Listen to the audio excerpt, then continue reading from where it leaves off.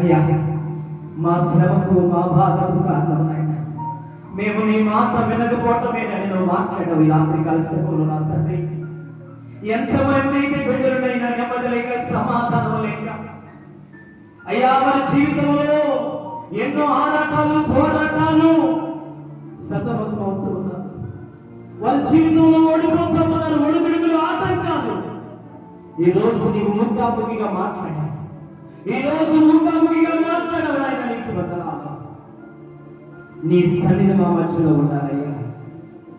మన్నా కలిగిన పాత్ర చిగిరించిన ఆహ్లాదు కన్నా ఆజ్ఞ కలిగిన పలుకులో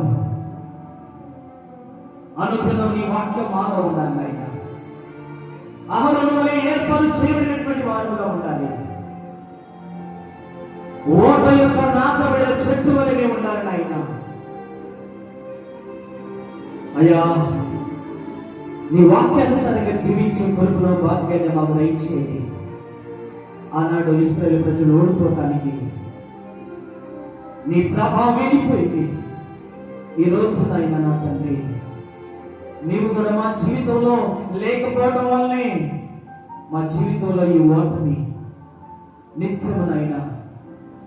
నువ్వు మాతో ఉంటానని వాగ్దానం చేశావు. సదాకాలం నేను మీతో కూడా ఉన్నానన్నావు నా తండ్రి. ప్రభా, మాట ఇచ్చిన దేవుడు నమ్మదగిన వాడు నాయన. అయ్యా, తల్లి అయిన వచ్చినేమో నేను మరవనట్టున్నావు నా తండ్రి. ఈ రాత్రి కాలశంలో నీ కృప, నీ కాపుదల నాకు నీ బిడ్డకు దయచేది. ముఖాముఖిగా నీ బిడ్డలతో మాతో మాట్లాడి బలపరిచిన విధానం బట్టి నీకు వందనాలు. చెప్పబడిన ప్రతి మాట ప్రతి బిడ్డ హృదయంలో నీగట్టి ఫలింపజేసి వాక్యానుసారమైన జీవితం అనుగ్రహించమని యేసు పరిశుద్ధ నామములో అడిగి వేడుకుంటున్నాము తండ్రి. ఆమేన్.